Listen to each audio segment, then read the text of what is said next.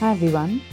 The quality of education ensures that a country's young generation is provided with the necessary skills and knowledge to succeed in the future. In recent years, there has been a growing recognition of the need to reform the Indian education system and to place a greater emphasis on skill development.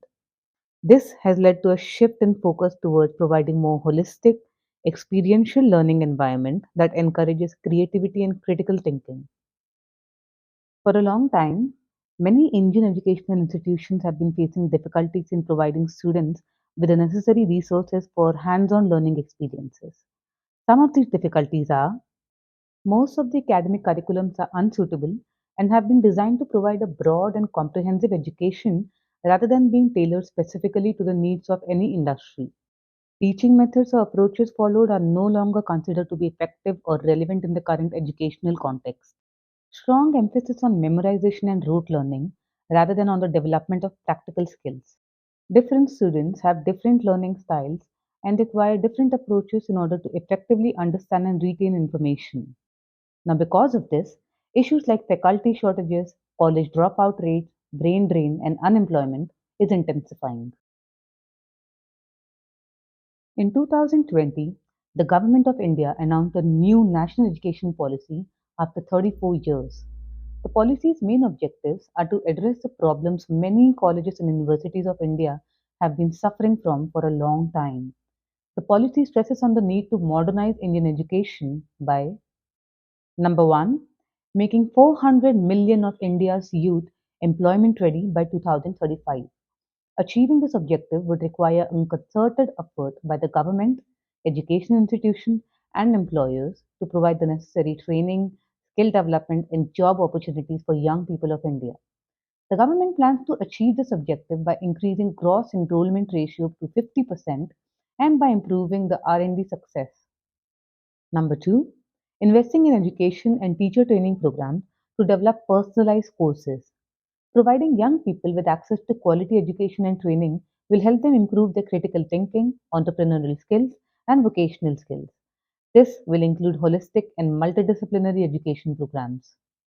And number three, increase accessibility and enhance collaboration by digitalizing the teaching and learning process. This will take many forms, such as the use of online platforms to deliver course content and encouraging open education. Incorporation of educational software like virtual reality and other immersive technologies can create interactive learning experiences. Though it is evident that the Indian government considers education as a crucial part of the country's economic growth, to improve the gross enrollment ratio to 50%, India will require a multifaceted approach that involves a range of policies and initiatives. But in most parts of India, especially rural India, there aren't enough seats to accommodate the demand. There are significant disparities in educational access in India, with some groups having much greater access to education than others.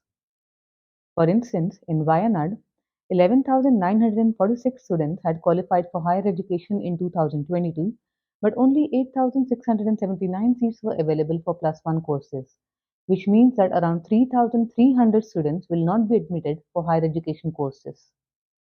Similarly, for 7 lakh medical aspirants in 2022, there were only 80,000 seats. In Mumbai University, there were only 600 seats for 5,000 LLM aspirants in 2022. Students with disabilities must leap bigger hurdles to get education due to a lack of accessibility in schools and other educational facilities. Additionally, a greater emphasis is also laid on training teachers in modern education methods and providing students with access to latest findings and research in the educational fields. Addressing these disparities in educational access is a key priority for the Government of India because it not only deprives the future working population of skills, but it also causes a tremendous slowdown in economic growth. However, more needs to be done to ensure that all students in India have equal access to education. Moreover, brain drain and mass exodus to international destinations is slowly taking away a large chunk of the future generation. Thus, the aim of NEP is not only to improve accessibility, but to also make India an appealing choice of higher education for international students. Blended learning is a teaching method that combines online and in person instructions. The goal is to shift the teacher's role from knowledge provider to guide or mentor. In a blended learning degree program, students may take some courses online and others in person, or the course may have a mix of online and in person components. For example, teaching 50% of a course using online resources like online lectures and videos rather than in physical classrooms. Currently, no Indian university is offering blended learning. Therefore, the UGC passed a resolution in 2021 allowing universities to teach 40% of the curriculum online. By incorporating online components into their courses, institutions can reach a wider audience of students who may not be able to attend on campus classes due to geographical, financial, and other constraints. A growing number of students in India are choosing to pursue a course online. This was accelerated because of the COVID-19 pandemic. They are choosing online education because it is affordable and flexible. In 2022, nearly 73,000 students were enrolled in online learning programs offered by universities as compared to 25,905 in 2021. Companies like Coursera and Upgrad are facilitating this growth. While Coursera grew 192% in 2021, Upgrad grew 100% in just 8 months in 2021. Online degree courses are affordable, flexible, and in more demand because it is low in cost as compared to physical full-time education.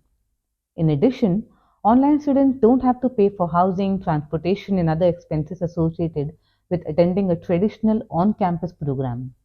This makes online degree courses a more financially viable option for many people. Online degree courses are often more affordable because they often have lower tuition costs. For instance, Chandigarh University's BA degree full-time course cost about 64,000 per semester, whereas its distant learning BA course cost about 12,450 per semester.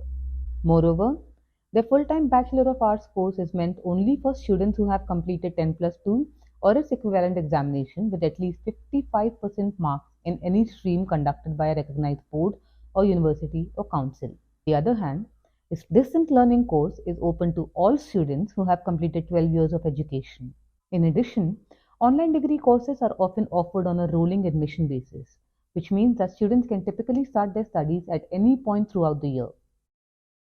According to the National Education Policy, education should be learner centric rather than teacher centric so that everyone's potential is enhanced differently. Education that is learner centric is centered on the needs, interests, and abilities of the learner rather than on the content or the teacher. In a learner centric approach, the focus is on helping the learner to develop the skills and knowledge that they need to be successful rather than on delivering a predetermined set of information to the students. The main goal is to give students an array of learning options, such as subjects, skills, and activities that minimize the role of the teacher as an instructor. This can be achieved by assessing individual students in between the lessons with quizzes and polls and adjusting the learning content. In contrast, institutions that are used to following the model of a single standardized exam system have failed to foster creativity and innovation at a large scale. Providing students with ample choices promotes self-directed learning and independent thinking. Teachers can help students to achieve better learning outcomes by focusing on their weaknesses and improving their overall performance.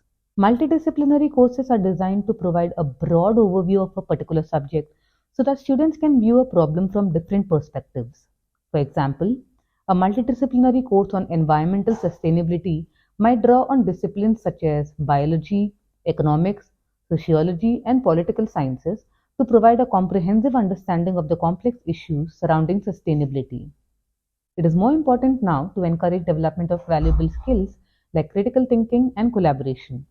Flipped classroom is a teaching method in which students watch video lectures and other instructional materials at home before coming to class and then use their class time for hands-on activities, group discussions, and other interactive learning activities. To encourage student participation, Assam University became the first university in India to integrate flipped classroom in its courses. This approach proved effective at engaging students and helping them to apply the knowledge to real-world situations. However, apart from Assam University and some other B school categories, flipped classroom method is not being adopted in India.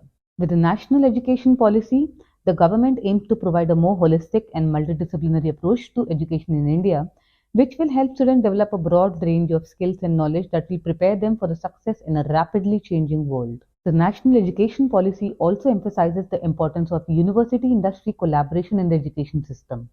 Furthermore, it aims to strengthen the connection between universities and industry to produce a modern workforce and to foster innovation and entrepreneurship in the country.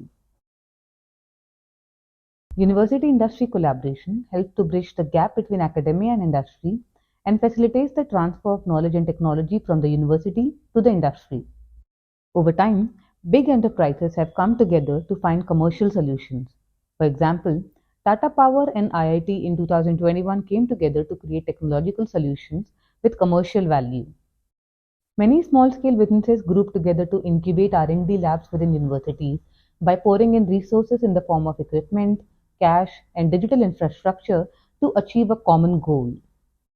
For example, a cluster of Mentor Graphics, Magma, Cadence, Synopsys, Logic Vision, Broadcom, Sivalco Software, Altera, and Simica were formed to create Oyster Labs within BITS Pilani to create a fully integrated microelectronics R&D facility.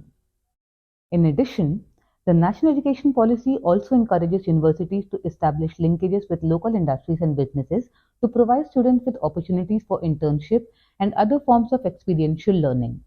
It also calls for the development of sector-specific training programs that are tailored to the needs of specific industries.